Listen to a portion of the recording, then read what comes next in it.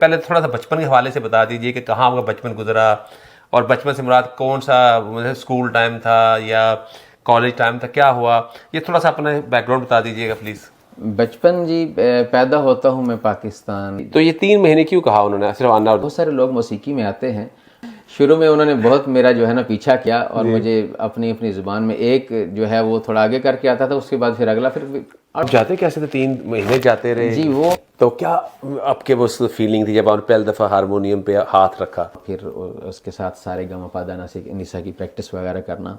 आप, मैं पिछले दिनों एक जगह बैठा हुआ था, इसी तरह हमारे दोस्त, तो एक हमारे बुजुर्ग हैं वो गाना गाते हैं, तो उन्होंने जब गाना गाया तो हमने ज़बरदस्ती उनसे गाया, तो बुजुर्ग से मुराद हमसे थोड़े बड़े हैं ज़्यादा मेरी, तो मैं हैरान, उनकी आवाज़ इतनी अच्छी थी। मैंने कहा आपकी आवाज़ बड़ी अच्छी है। कहते हैं यार कभी गाए नहीं है।